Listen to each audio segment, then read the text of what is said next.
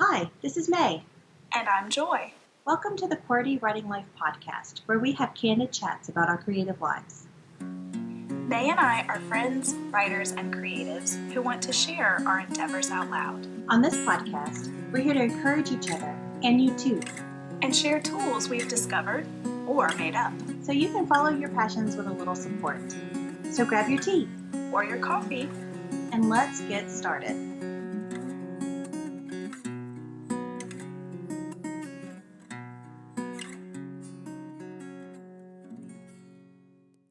Hello, everyone, and we are here with a very special guest today, and Miss Kim Howes-Zabia. We are so pleased to have you. And you're just going to join us right along with our creative weeks and the challenge, and we're just going to make you feel like family, I hope. I am ready. So I was just going to read part of her bio from her website, which we will definitely put in the show notes so you guys can check out her website. And like I said, she's on Instagram. You're on Facebook as well, right? Are there any others? YouTube, and I'm Kim Zabia under YouTube, but the rest of it is Kim Howes-Zabia Artist. So. Okay. And the website is just kimhoweszabia.com. Super easy to remember. And Howes is with an E, and Zabia is Zabbia. And we will put all of that in the show notes so you guys can check it out. So Kim Howes-Zabia is a lifelong resident of Ponchatoula, Louisiana, is an artist, teacher, and author. With a BA in Journalism and English from Southeastern Louisiana University and an MFA in Studio Art from Louisiana State University, Kim retired in 2007 from Ponchatoula High School to open the Art Station, an art school for adults in downtown Ponchatoula. Since its creation, the Art Station has taken in more than 4,000 registrations for classes and received the Innovator of the Year award from New Orleans City Business. Kim has had 24 solo exhibitions since 1990, and she is currently represented by, I don't want to mess up the pronunciation, so... Ariadante. Ariadante. Oh, I like on that. Julia Street. That's so romantic. I love that name. It's been called that for, 25 years. Oh, wow. Well, I love that. And then she was honored with a 24-year retrospective exhibit at the Pensacola Museum of Art in 2014, and that's in Pensacola, Florida. And so she is the author of 2 books. Her first one, Painted Diaries, A Mother and Daughter's Experience Through Alzheimer's. And her latest book, the one that she's going to be sharing a little bit about with us tonight, is called Just Paint It Ain't, Demystifying the Complex Marriage of Artists and Their Viewers. And she is married to Bob Zabia, who is Ponchatoula's mayor and has been since 2004. They've got 1 daughter and son-in-law, Kate and J.D. Stewart, and 3 grands, Maggie, Alice Ann, and Sam. And I'm sure that they're not at all spoiled.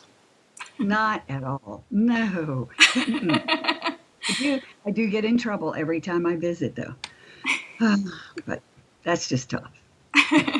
Wow. And it's just, after all of that, it's no wonder that Joy and I are just fangirling over here trying to hold it all together so we can conduct a really good interview for you guys who are listening and who are watching. So would you like to start with your creative week? Have you done anything really cool this week? Oh, gosh, yes. I've done, let's see, I painted a 7-foot painting, and Wow. almost have that one sold. I posted it yesterday and got a lady that was very excited about buying that for her living room, and it's not even stretched yet. And then I sold a little baby this morning, and then I framed 3 pieces, 3 paintings this afternoon, and I painted strawberries on top of corner signs for Ponchatoula. So, I mean, and that was all in the last 3 days. So it wasn't a creative week. It was creative 3 days, and we don't even want to go last week. I mean, gosh. Well, I saw your painting on Instagram, and it was gorgeous. It should have sold. Let's hope so. Gosh, that's great. You can always paint from a bad habit. Definitely follow her Instagram because her pictures and videos, I love everything that you share. It's just so gorgeous. I love watching what you share, how you work behind the scenes, and that's super cool too. I love seeing all that. tell us a little bit about this latest book of yours and how you came to write it. What was kind of the catalyst that made you decide to put all this together? Actually, maybe we should say a little bit about what each section is called, the little sayings, because I think that probably plays into your purpose. So reading the table of contents here. Well, let me say that I developed this book totally differently than I developed the first book. I mean, when I taught English in the first 5 years, I constantly wanted them to just free write and free draw when I taught art. So I wanted them to write, and journal every day. Okay, so when my mom was diagnosed with Alzheimer's disease, I started just writing because she was just so funny and she was hilarious. She had a sweatshirt that I remember on the front and I forgot on the back, and so she could flip around. And so I just started writing down everything she said and did in form of anecdote. And when I came up with about 150 pages of these anecdotes, and I thought, this looks a lot like a book. So that eventually turned into 110,000 words, which eventually got cut 30,000 words to get it down to 80, which is the key number. And but this particular book I started because I was ready for my April exhibit in New Orleans. I had just finished another exhibit, so I had a lot of work already ready, and I was ready for Christmas. And I said, if I'm going to write another book, this is the time I'm going to do it. Now, the only reason I wrote another book was because I was thinking, Harper Lee only wrote one book. Okay, if Harper Lee only wrote one book, I don't have to write but one book. I'm fine. And then they find her other book. And I thought, okay, thanks a lot, Harper. But so then I thought, okay, it wouldn't be so bad. And then this time I kept thinking, well, after all the teaching of art for so many years, I needed to get a lot of that down, a lot of that information down. So I thought that there would be a way to watch a typical artist's career, which is the one I know the best, my own, from portrait artist, poster artist in the 70s of early realism all the way to abstraction, which a lot of people believe that if you can't draw, you paint abstractly, which is really another reversal. But as I started to progress in this book, I realized that so much had changed since the 70s the way it is today. And the biggest thing that has changed is viewer reactions to work. Because back in the 70s, you were lucky to run into somebody who saw the portrait you did and get a reaction from them about what they thought. I mean, you do the job, you turn it in, you may see one or two people who said, oh, I loved it, but you really don't ever see somebody seeing it, or you get secondhand from like a gallery dealer saying, we saw that work. Well, it's really hard when you're a writer too, because you really don't know if people read your book. Now, the best thing that ever happened with the first book was a lady called me at 10 o'clock in the morning on a Saturday from Philadelphia and said, I just finished reading your book and I feel like I know you, that I could just call you. And I went, sure, okay, great. And but what she does is she passes around her books to all of her friends, and they write a review inside the end sheets and then pass it on to somebody else who writes a little small review inside the end sheets. So I really would have loved to have seen that book. All I heard was one review. She got to read all the 20 she passed it around to, but you can't go by sales because you don't know how many people are sharing your book. You can't go by, so anyway, but nowadays, social media tells me exactly what everybody thinks, whether I want to know it or not, okay?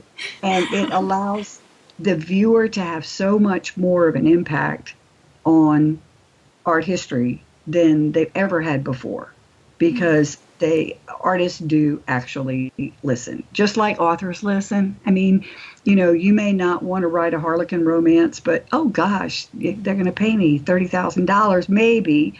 And then all of a sudden you start to become, under your pseudonym, you start to become a super famous Harlequin romance novelist. And Erica Spindler did this. I mean, she did it for a long time, and then finally she came back under her own name and started writing her own novels. But it's just amazing as to how much we now get in the way of feedback, because we all need it. We need that networking. That's true. That's very true. And this leads into kind of the circle that you developed, the artist circle. And that's kind of the key point that we wanted to talk about tonight, was that marriage between creator and consumer, because yours is written artist and viewer, but the way that I actually met Kim, and I didn't say this earlier when I was reading her introduction and all that, but the way that we met was she came and spoke to the writers group that I'm part of, which meets in Ponchatoula in her wonderful art station. She is so generous and lets us use. Thank you. And so she came to speak to us and share with us about her book and this circle that just makes so much sense, and I love it. Well, it's the artistic cycle because, all right, if you picture the author writing, they're by themselves. They're loners, just like our artist is. They're in there by themselves. They're not movie makers. Okay, movie makers, filmmakers, directors, producers, they need a ton of people to get something happen, to make that work of art. But the best part about writing and artist is that you don't have to talk to anybody. You can just go in there and create, right? And so, but that's what the artist does. But in order for it to create true art, they've got to share it. Okay, I mean, look at the number of people that are Monday morning quarterback writers and artists. They do it and nobody ever sees it because it never leaves their house. They never write it, they never publish it. And so the next step in this artistic cycle that's so important is that you have to share it. You have to find a place to put it out. And one of the places for an artist, of course, there's so many places. I mean, just putting it online is a big help, but you can do it in a gallery. You can do it just like in an author can do a print book. They can do an ebook. They can do an audio book. They can do a paperback or a hardback. There's so many audiences that they can appeal to, but they just put it out there. And then the viewer steps in. The reader steps in. The lovers of this art form step in. And they look, they think, they study, maybe they're shocked, maybe they're happy, the main thing is that they feel. They don't have to feel good, but they do have to feel. If they don't feel, then the artist and the author has totally failed. You know, because that's their only goal, is to make that viewer feel and make that reader feel. And so then comes the ever important part where the artist and the viewer interact. Now, many times you're going to find viewers that won't talk to the artist, or readers that won't really ever talk to the author, because they believe too they're up there on their little crown, you know, their throne, and they have a crown on and they could never get to them even if they tried. You know, I mean, of course, I know Michelle Obama's busy, but the rest of us, we would love to hear from you. Okay, so it's that interaction. But you're interacting with, on an art level, you're interacting with someone who is visual. You see, with a writer, at least they've got the sentence down pat. They may not be able to speak well like an actor can, but they can still put words in simple sentences and be understood. Artists say the dumbest things. I mean, if anybody wants to read my newsletter, this week's newsletter is Artists Say the Dumbest Things. And viewers say the dumbest things. So the viewers will say, oh gosh, it goes back to the table of contents of the book. Like, oh, that painting looks like my hair on a bad hair day? Is that it, George? And would this painting match my toilet? You know, I mean, they just don't know what to say, but they say things like, oh, my kid could do this, or, oh, you're so lucky to be born with this talent. And you're going, luck had nothing to do with it, lady. You know, I mean, you want to just, you know, but patience is what it's all about. But the artist will come back and they say just as completely incoherent things. You know, they what is the guy who says, I'm using my art to distill the real? And you're going, what? What does that Louis, even what mean? does that mean? Could you rephrase that? And then he goes, it's all about the universe and its martyrdom, which means that's just like reading a novel with 5 syllables every other sentence and every other word, or way too many details. But anyway, then the artist goes back to the studio, the author goes back to his computer, and then they soak in what they heard and what they saw and what they talked about, and then they produce again. So the cycle comes back. They produce again, they show again, the viewer sees it, they interact, they go back into the studio and maybe burn it, maybe throw it away, maybe repaint it, but they think that they are affected because all of us writers and artists are insecure. And we are affected by that. As much as they want to brag about the fact that they really don't care about what people think, they do. They do care. And this book is all about that. It's about how to talk to each other. It's about how to, the title of the newsletter and the blog is Where Art Talks. And that's really what it's about. It's to teach viewers a little bit about art and some really normal questions to ask. And it teaches our artists how to answer those questions. And many of the time, the way to answer a viewer's question is to make the viewer speak instead of giving them a line of, you know what. So that explain it? Yes. Yeah. Hey, Kim, could you give us one example of a question and a response that you might find a viewer giving a question and an artist giving a response? A good Just one. A good question. A good Yes. question? Okay. A good one. Yes. Okay, if you are, you're meeting the author for the first time, and you say, I read your book.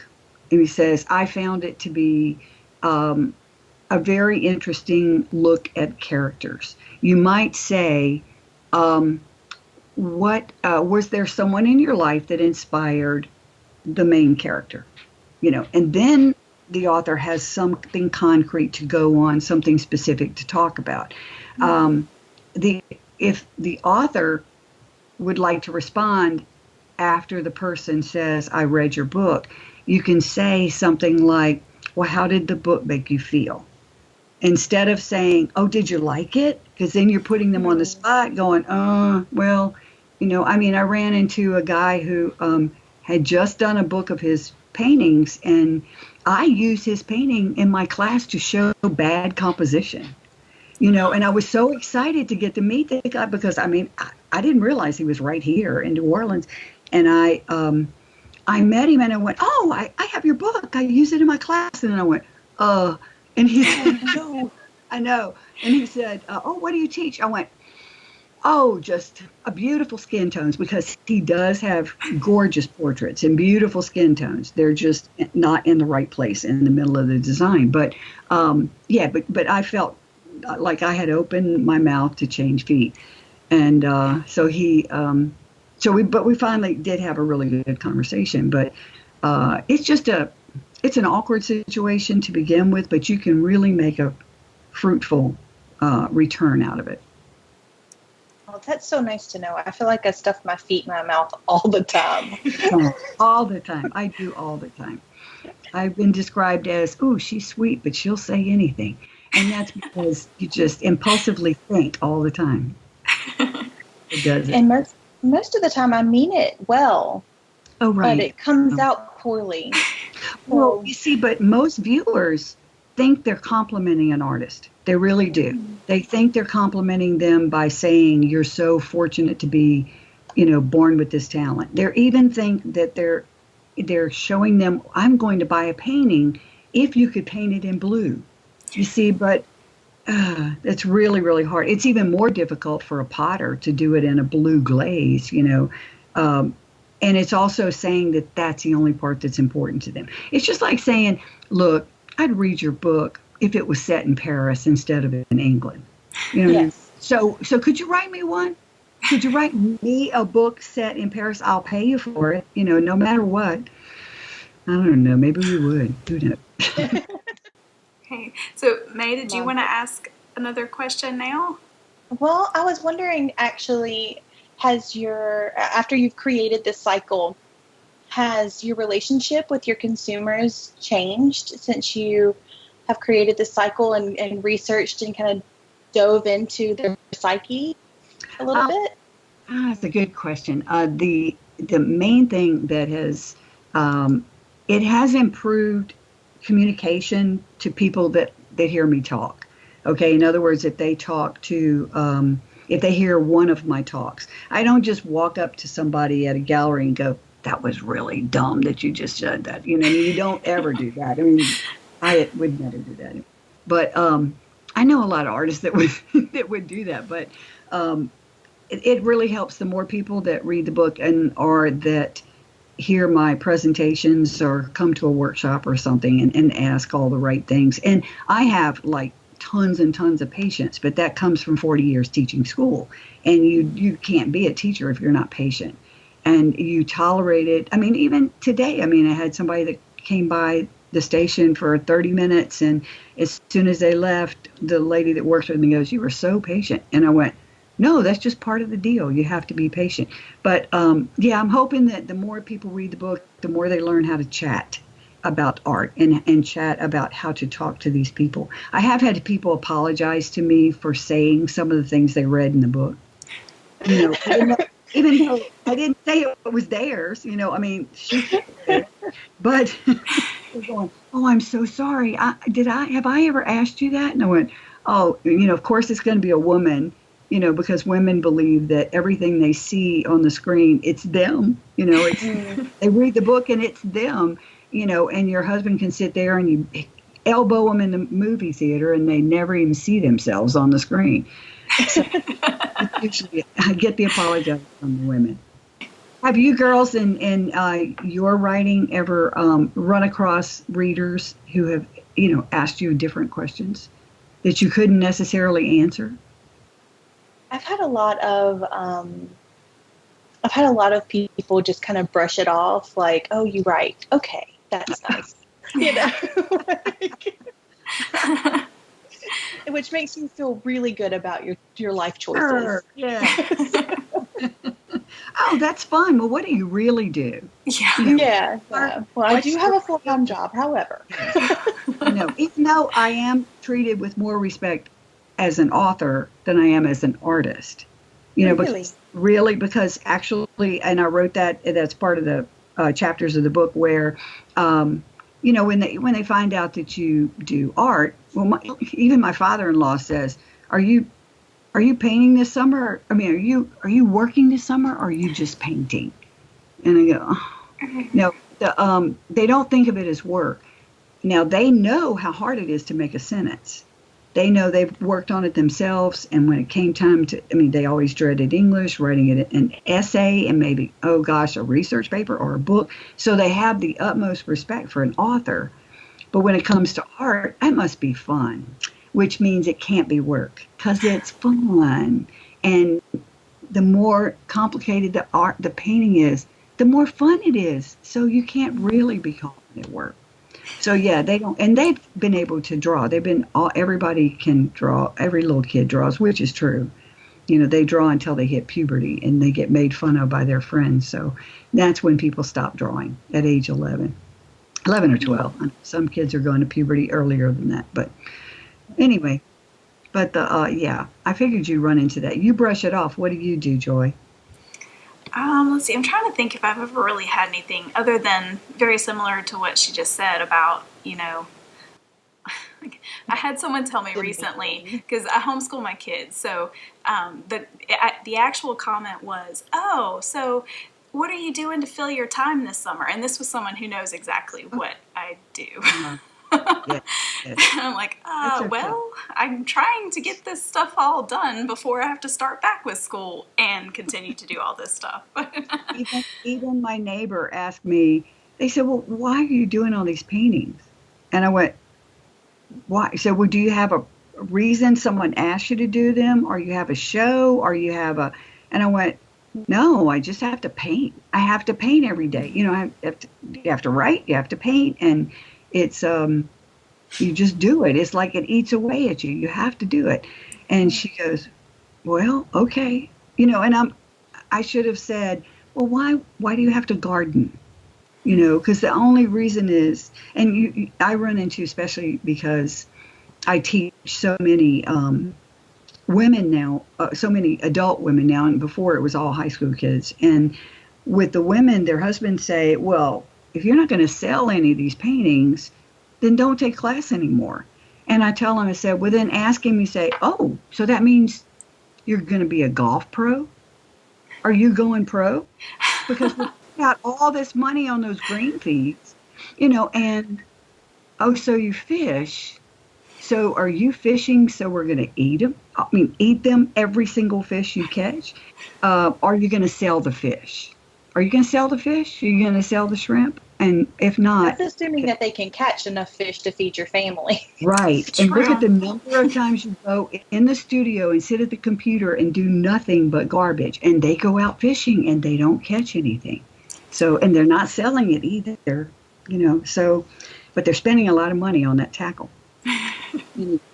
So yeah, that's a lot of people come in and say, I have to sell something or I won't be able to continue to paint. One lady just gave away all her paints because she hadn't sold anything. And I went, oh gosh, it's so frustrating. If I gave away all my art supplies every time I didn't sell, or what if my book doesn't sell? What do I do? Throw away the book? What do I do? Throw away my computer? Think about it. Oh no, I guess I could still use it for Facebook and Instagram and Twitter. But do you think that everybody has this innate desire to create something, and that either some people acknowledge it and some people just don't? Or do you think that there are only just some people who have this drive and this passion? Everybody that exists, I believe, has a passion. Okay, it's not always about that. As far as artists and writers, they're not born knowing how to draw. They're not born knowing how to write. Okay, they're trained. It's a learned skill. Both of them are, and it's only the only ones that succeed are the ones that have a passion. The ones that have the passion to do it, or if it eats away at you, you have to write. You have to get it down. You have to see it in paper. And it's not necessarily enjoyable to write. It's nice to look at it and go, oh, look what I wrote. It's like, and when you get finished and you type it out, or you do what I do. I do a word count. And I go, whoa, that was a word. I'm just so proud.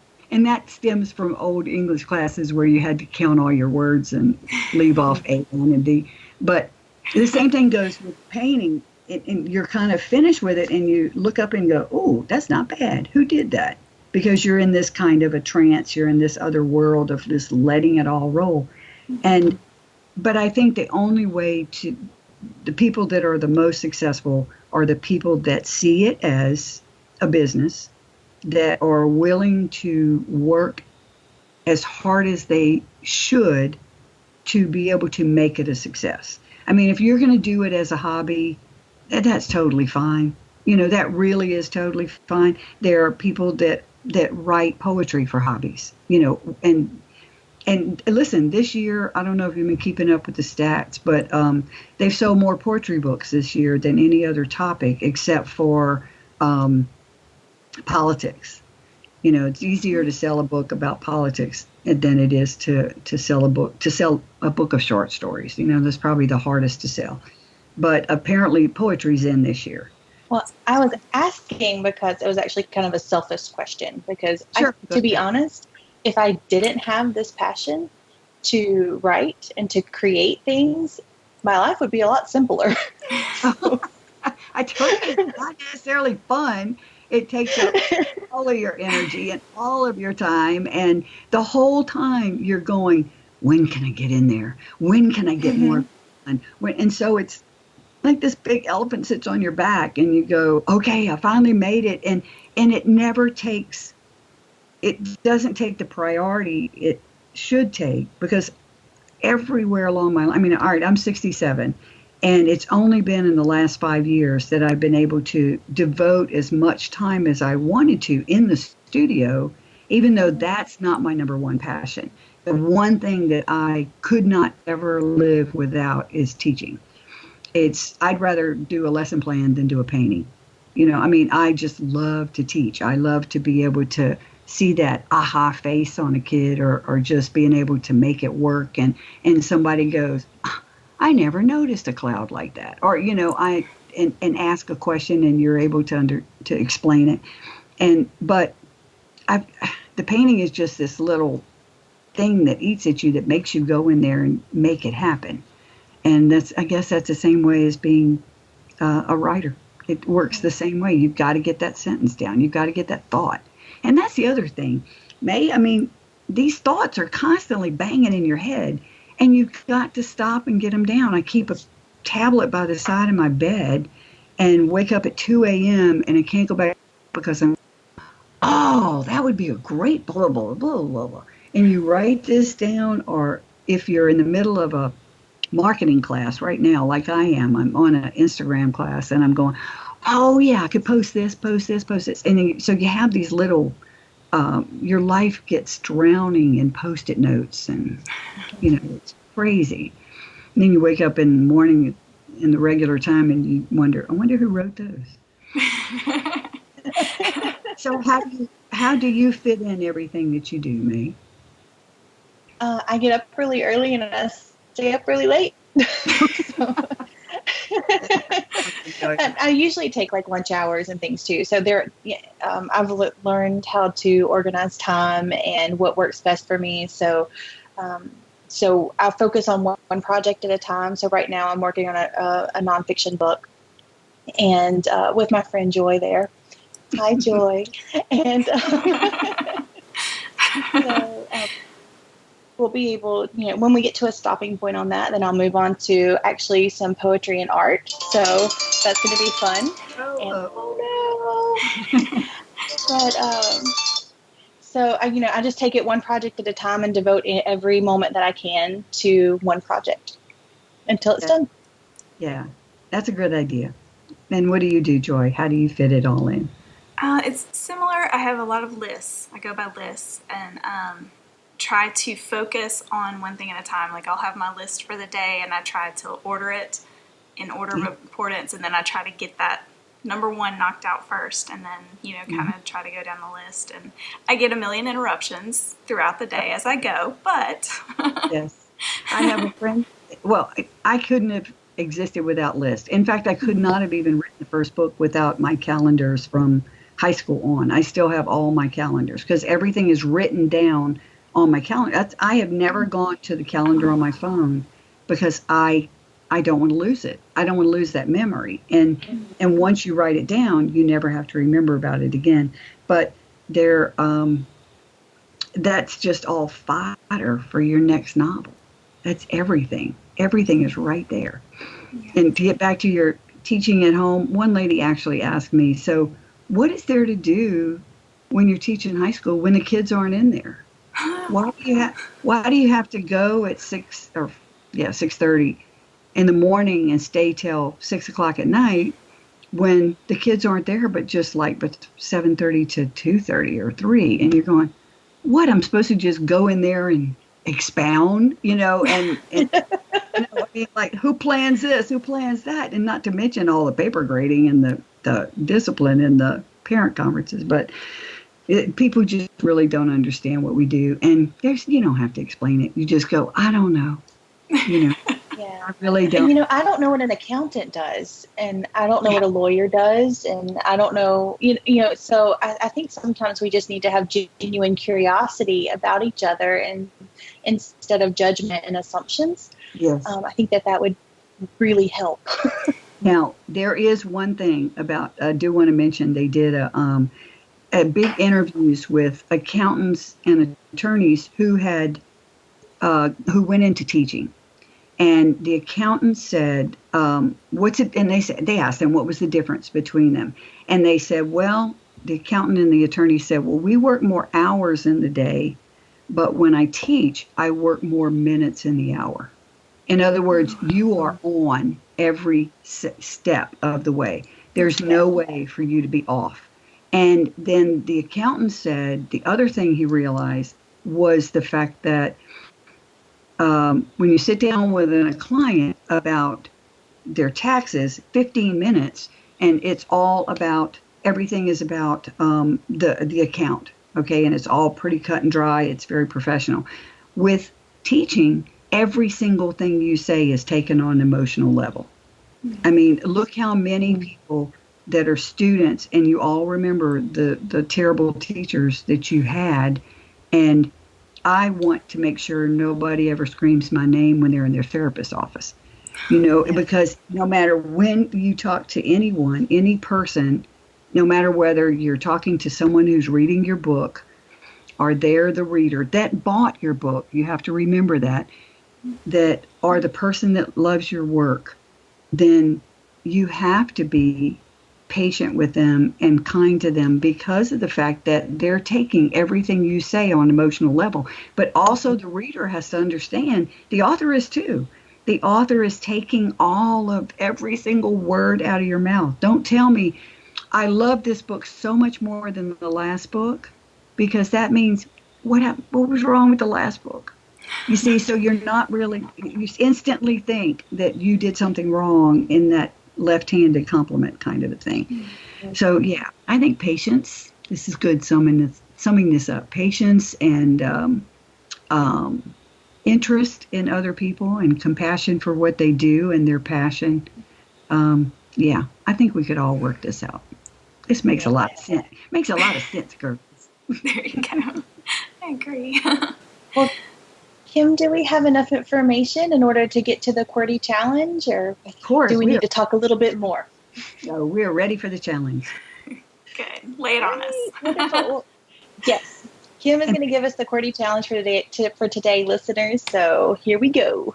Well, I just think this was so wise of you girls, first off, to be able to put this podcast right after your last week's podcast, because that one was exceptional about becoming a part of a creative situation to inspire you when you work. I mean, like, the greatest part about writers and authors and the authors and artists is that, I mean, you could go sit in a bus station and get inspiration from it. But when you go into some place where people have been more creative than you are, or been just as creative in their own venture, even if it's not related to writing, you're going to be inspired. Mm-hmm. But the simple side of the creative challenge, okay, is that I would like them to find 5 artists or authors. Now, it's easier to find 5 artists than it is to find 5 authors that are on Instagram,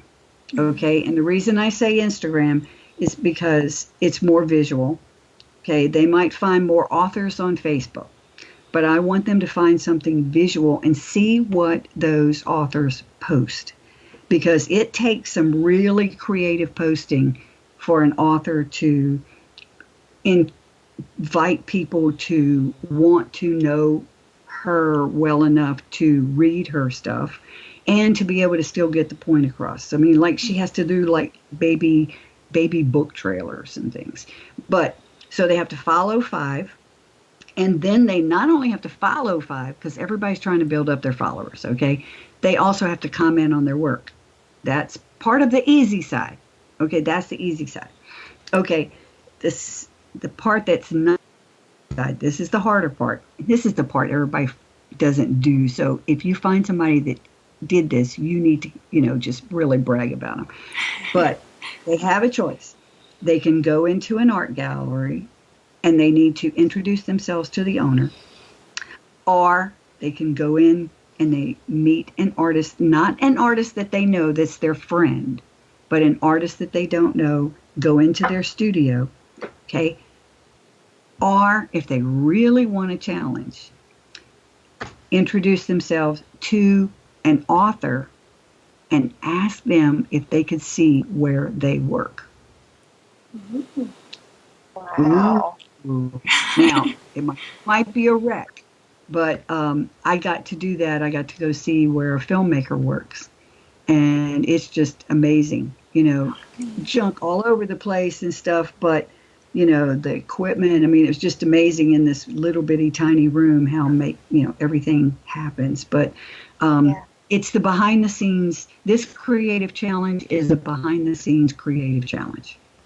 How's that? I love that. I love Oh, that. good. I do too. I know.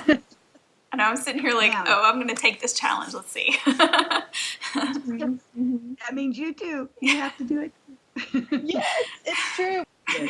Okay, so the introvert in me is freaking out right now. Can I just tell you?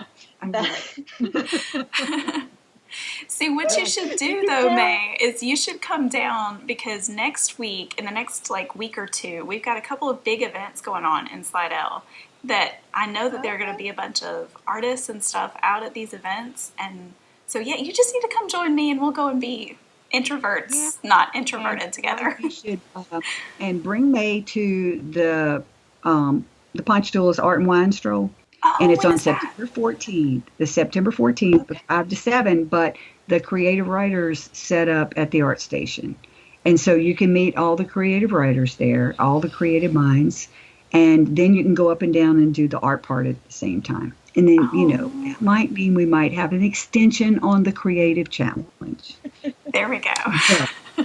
Cannot not do that for me, though. I feel like we're friends now, so...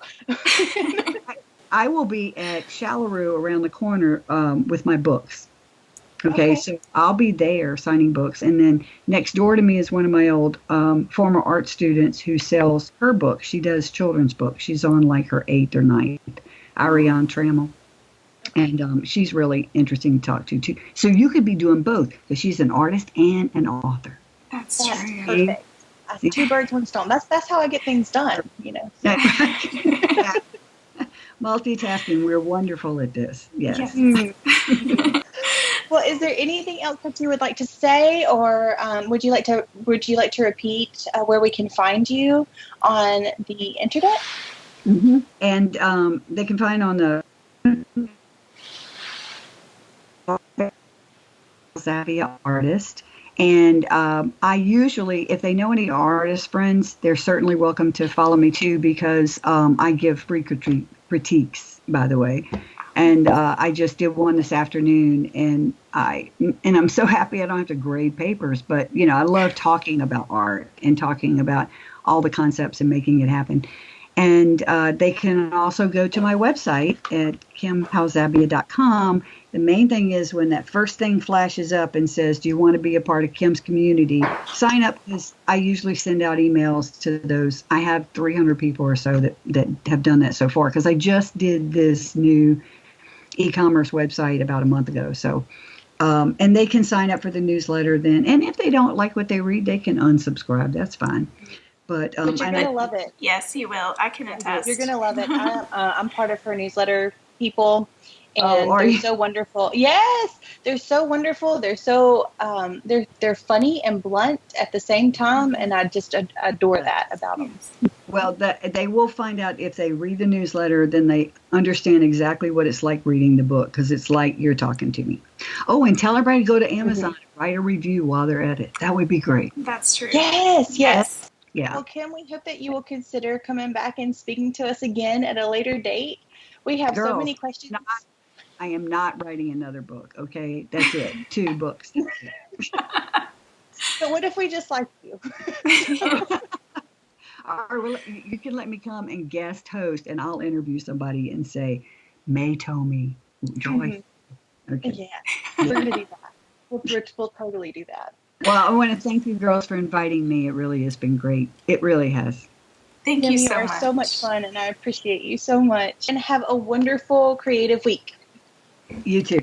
Bye. Thanks for listening until the end. Seriously, you're a trooper. Do you think QWERTY writing life is the bomb? May, you just said the bomb. Don't you censor me. If you think QWERTY writing life rocks ice for real, oh my word, please rate, review, and share us with others. If you have questions about this week's episode or want to start a conversation, you can reach us by visiting QWERTYWritingLife.podbean.com. We'll be back next week with more candid chats for you.